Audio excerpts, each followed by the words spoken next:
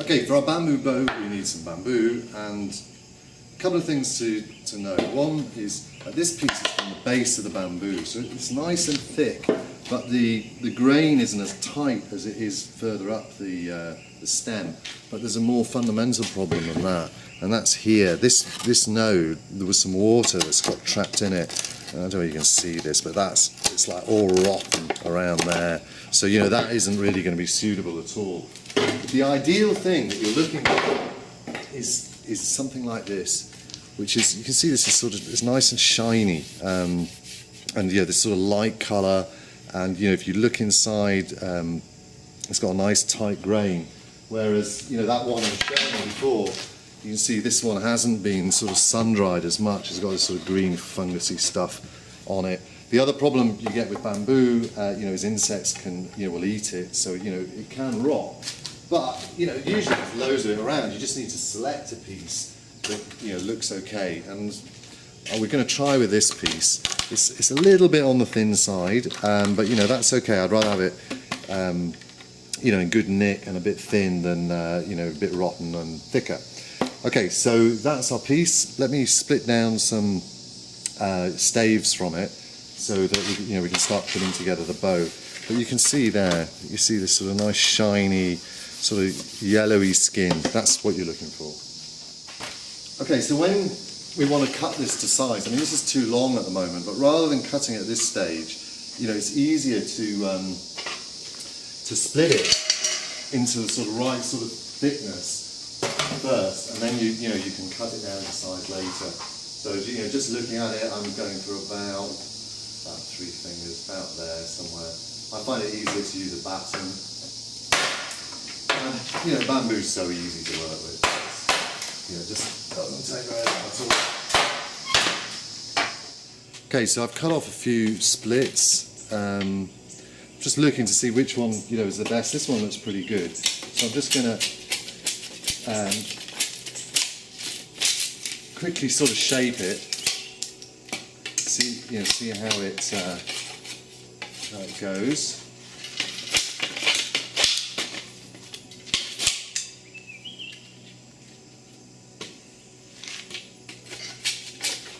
All very quick. Okay, so this will do as a sort of main stave.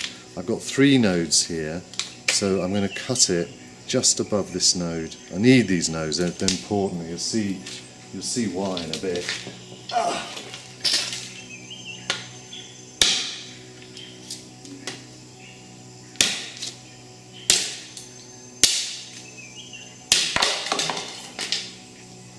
Okay, so once you've sort of cut it roughly like that, what you want is some sort of support. This isn't ideal. You want something like a tree trunk. You can see that, and then we're going to cut down at an angle. I'll just show you on this piece. I'm going to switch to using a saw because it's just quicker.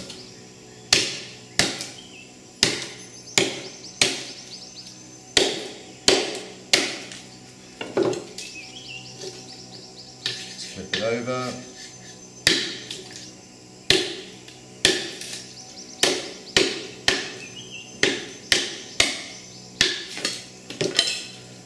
Alright, that'll do.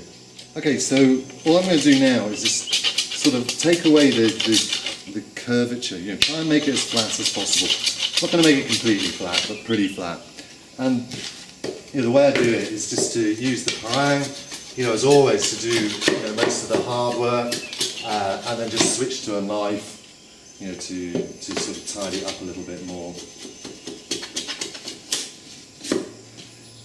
But as you can see, I mean, it's so quick with bamboo. Right, there's my knife. Get rid of these sharp edges.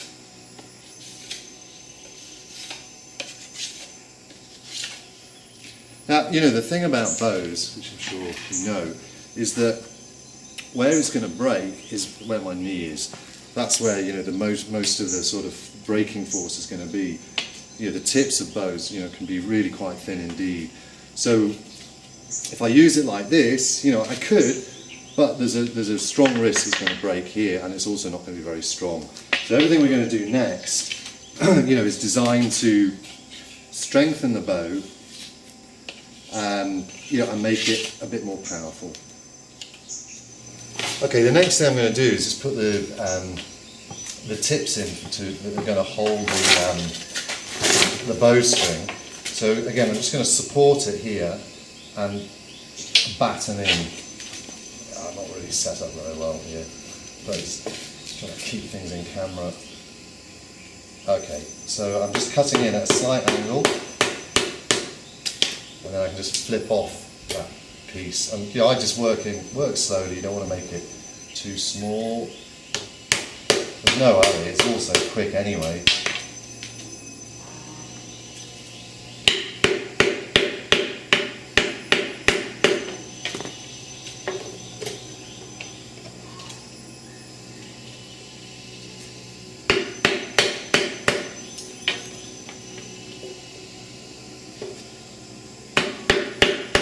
And this is the thing with battens, people think it's just for heavy splitting and what have you, but in fact you can do quite accurate work with a batten because it allows you to position the knife correctly, apply the right sort of pressure.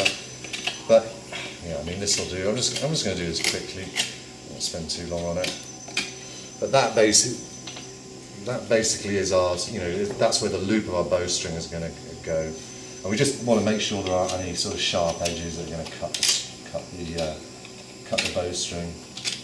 Okay, let me do the other end. Okay, at this point we can just check that, see how it bends. I can see this piece is bending a bit more, might thin that a little bit.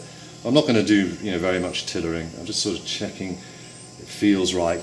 And one thing to note here is this is the back of the bamboo, but it's going to be the belly of the bow. It's going to face towards you. The reason for that, it seems to have bamboo. It seems to have more spring one way than the other. That way is all right, but when you bend it back on itself, it's got a real flick to it, which is what you want. Give you a nice, fast bow. Okay, the next thing we're going to do is this little back bow. This is what's called a Penobscot style bow, and you might be thinking, why not just stack them all behind like this? And there's a reason. I'll see if I can show you. The problem is, so imagine this is my main stave, and this is a piece I've just stacked behind. Use that bit.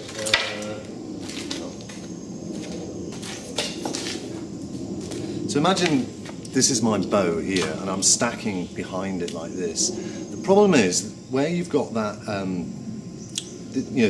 where this one ends and the main bow continues, that's a sort of stress point. So as I bend it, it's going to break at that point because it's a very abrupt, shift. So it's just going to break it off. With the Penobscot arrangement, the load is a little bit more evenly distributed. You don't get that very abrupt point, we've got here, which is just going to, snap it. Okay, so my main bow is 3 nodes, 1, 2, 3. For the back bow, I'm going to use 2 nodes, 1 and 2, and that's going to go like so. Now the reason I want the nodes is, again, because the nodes give strength, because it's going to be pulled by the cable, and I don't want the bamboo to just split off, and the node will stop that happening. So let me tidy up this piece and I'll show you how to put the notches in. Okay, now I want to put the notches in. What we do first is a stop cut.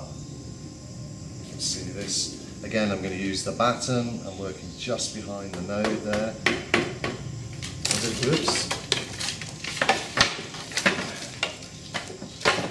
You want to get this better supported than I'm doing, but never mind. Just tap it in. Don't go in too far at first. We want to work in bit by bit.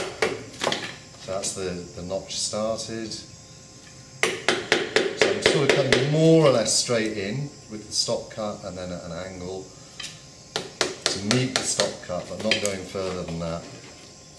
Whether you can see that, that's one notch done. Just do the same on the other side.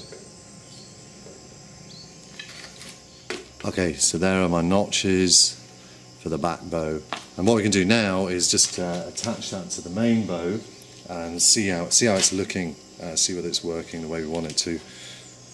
Okay, so I want to do the cables now. So what I'm going to do is I've got two bits of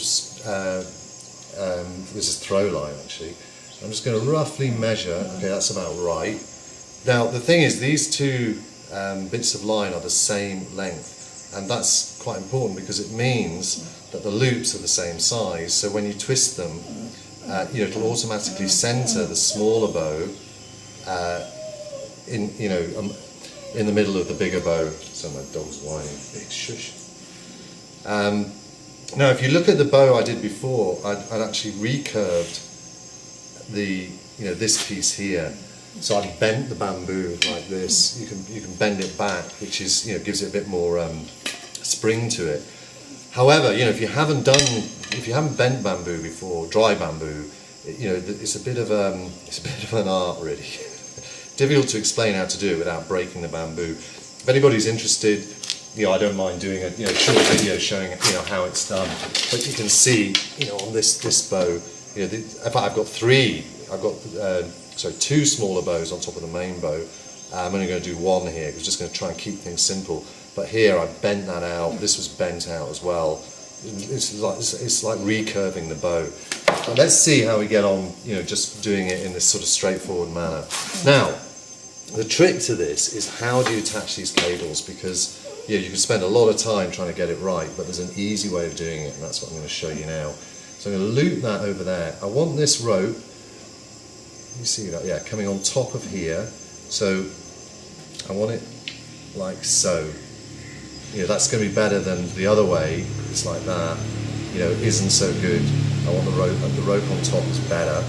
So I'm just going to put that there for the moment. And what we need to do is, once we apply some tension, it won't slip off. You're going to be able to see the other side of this. Hang on. So keeping that, in that position, keeping the loop on, and do the same thing on the other side. Hang on. Lost it away.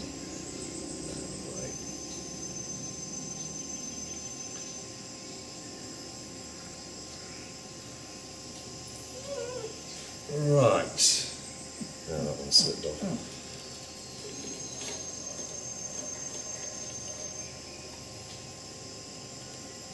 Okay. So now, what I'm going to do is pinch that string together. Just put my foot there to keep a bit of tension, and all I have to do is twist now. And this will automatically tighten up. Once I've got a few twists in, right, I can let go of the string, and now it's a bit quicker. And now I'm just going to roll it up to get to get a bit of tension in that cord. Okay, so there's the cabling on the back of the bow. Now what I'm going to do is just put a piece here and tape it on with some duct tape. I just want to check the bow, see what it's like in this, with this setup. Okay, so I finished the bow, but I had a problem. The first time I did it, it snapped there, and the problem was, live and learn really. But I hadn't got these cables on tight enough. I realised you need to twist them really, almost as much as they'll go. So basically, this piece is really pulled back because it was too loose. This piece wasn't being pulled back, and there was a lot of strain on this mainstay, and it snapped here. But now this is pulling. I wouldn't want to take it much past. I'm about 29-inch draw. That's all right. And it's pulling, and 28 inch is pulling 25 pounds. So it's a nice little bow, very quick to make. The fact that the mainstay broke wasn't really a problem. It's just so quick to make another one, as long as you've got enough bamboo left. Actually, that's quite nice. It feels quite good actually, this one. And it's it's nice and light. The other one, this one, which is pulling over 30 pounds. Yeah, maybe feels a bit smoother. I mean, it's certainly stronger than this one. But you know, this would be fine for bow fishing or for small game.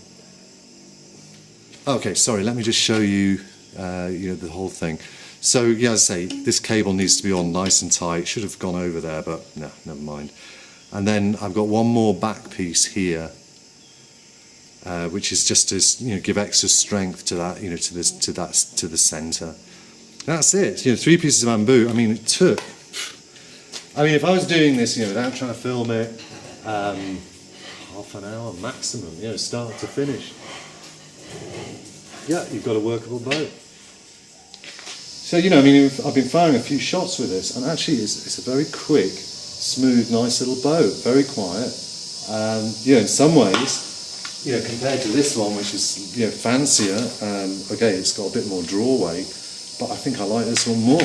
It's lighter to carry, and you're only going to be going for like bow fishing or small game. So I think I'll be inclined to go with this design next time. Okay, I finished off the bow this morning. All I've done is get rid of the duct tape. You can use, just to show you, you can use rattan instead, and I've done a better bowstring. This is using a reverse twist. You can see how to do that in the video that I did on how to make cordage. Just put ring splices at either end, and I like it. As I say, I like this bow. It's nice. Compared to this one, which as I say, is more powerful, maybe a bit smoother, and it's a longer bow. That one's quieter, but obviously, as I say, not quite as powerful. Now, just to finish off, I thought just say, if you want to be prepared when you go into the jungle, so that you can make a bow. If you take in a bit of duct tape, that's going to speed things up massively. Get good duct tape, something like Gorilla Tape. You only need like 1 wrap, maybe 2 wraps, and that's fine. It's so strong, it'll hold it.